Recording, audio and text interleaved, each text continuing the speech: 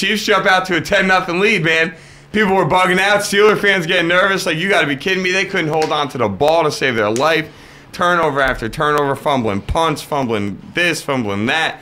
But all in all, it really came down to the simple fact of Kansas City still being Kansas City.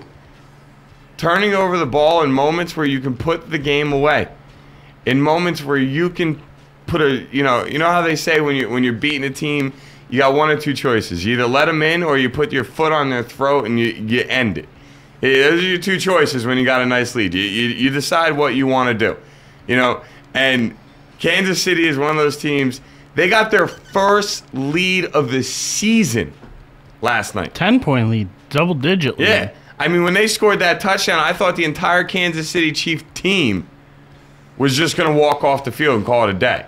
Like, we got a lead. We'll forfeit the game. We'll take the loss, but we got a lead. We're happy. We'll rest our hats on that. But they did pull ahead 10-0. Still ended up losing all because of a stupid turnover. Matt Castle makes a throw that he shouldn't make in overtime. And the way the overtime rules are set, you get one possession if you score a field goal. The other team gets a shot. If you score a touchdown, you win. Well, Matt Castle throws an interception inside of the 30-yard line, so Pittsburgh doesn't even have to run a play. They literally bring out their field goal unit and kick the field goal to win the game and get out of there. So I was talking to Eric about it on the ride, and I was really happy about that because I thought that was a great idea. And I'm curious for somebody who has coached football before. Now, obviously, no, not NFL, but coaching football, you still sort of try to think similar in ways. Do you like that decision? Do you think Tomlin made the right choice? Just get out of there with the win and call it a day? Keep in mind his kicker did miss a 26-yard field goal earlier in the night. Yeah, but the thing is, you risk so many things happening. You could fumble a snap. You can say you just hand the ball off.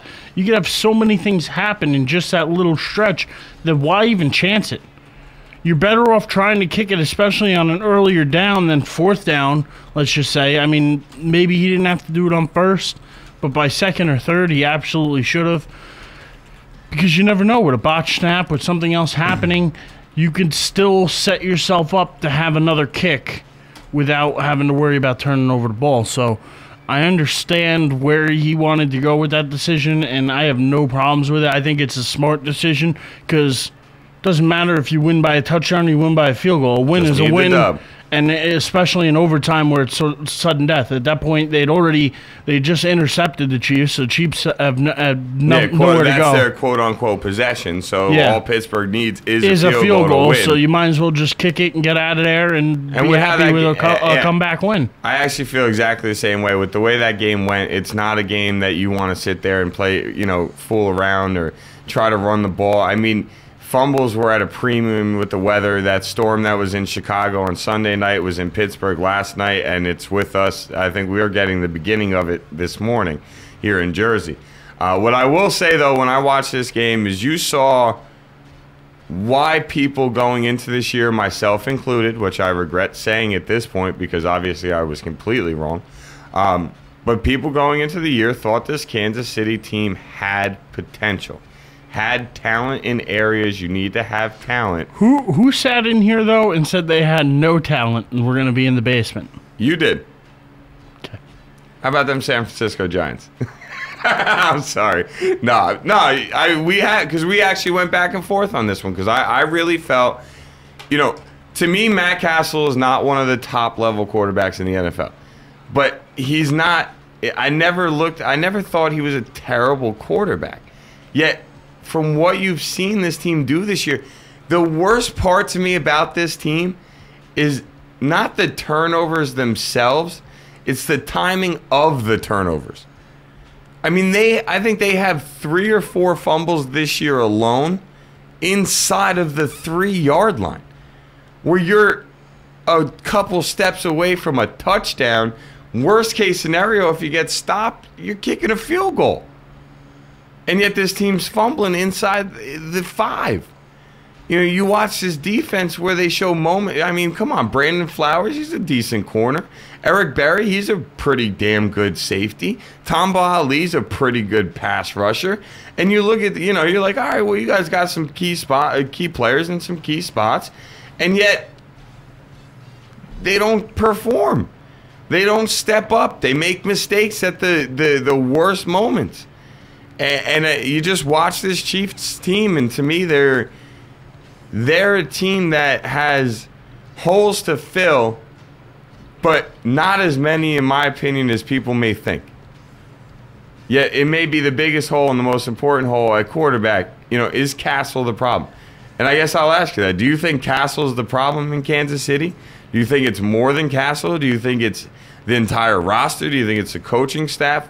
What do you think Kansas City's big issue is? I mean, obviously outside of the turnovers they create in the games. I think it's a combination of all the above. I think it's them. The coaching staff isn't good. They got to go.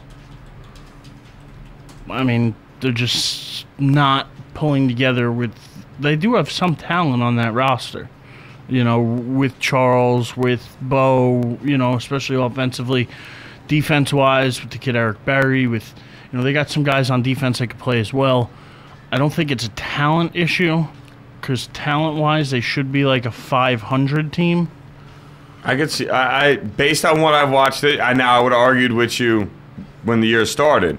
Yeah. But at this point, I agree. I think talent-wise, they've shown that they have. I mean, come on. They're a 500 team talent-wise, but they have problems at quarterback. They went out and picked up Castle because what he was able to do 1 year. 1 year. In New England when Tom Brady was out. The thing is, though, you can't look at just 1 year, and that was 1 year under Belichick. Yeah. And an offense that had already been clicking. And a system that he was already familiar with players he was familiar with. And not that he hasn't gotten familiar with the Chiefs roster and the Chiefs staff, but it's not the same playbook. It's not the same system. It's not the same guys. And to think that he was just going to come to Kansas City and turn things around, it's just not right. And, I mean, last year they tried to bring in Orton. They tried to do some different things, just didn't pan out for him. No, it didn't. And the coaching staff, to me, just isn't doing a good enough job with the talent they have around them. So I would put it as a combination of Castle and the coaching staff. Which I think is a fair thing to say, especially at this point of the year. No disrespect to Romeo Cornell, but what he did with that team in the final stretch of the last 2 or 3 games of last year, you would have expected, that was another thing and another reason why people were sort of saying the Chiefs have a chance at this division, the AFC West. But it seems like they've regressed since the last 2-3 games of last year under Cornell, which makes no sense to me because you add Peyton Hillis, and now you give some backup to Jamal Charles. You got Jamal Charles back. I mean, the last 2-3 games of the year, they didn't have Charles, they didn't have Castle, they didn't have Moyaki, they didn't have. I mean, they were missing numerous guys that are big names. Eric Berry, another one, and yet I think they still won 2 out of their last 3. Hence why Cornell got the head coaching job, including beating Green Bay and ruining their chance at a perfect season. And now, we're not 10 weeks into the NFL season, and this Chiefs team is looking at possibly one of the top draft picks in the draft, if not the top draft pick. I mean, right now it's them, Cleveland, and Carolina fighting for that number 1 pick. And all 3 teams, quote unquote, have their quarterback. But I wouldn't be surprised if you see Kansas City go take like a Barkley. I mean, that wouldn't surprise me if you're going to end up that high in the draft. But, I just want to say that when I watch this Chiefs team, they are talent-wise better than 2-9 or 2-7. I think they are right now, or 2-8. I don't even know. It's ugly. I know that much. But I believe talent-wise they're better than that, and I agree with you based on what you said before that at this point of the year you think that they have 500 talent, but they're playing like a majorly sub 500 team, and it's that simple.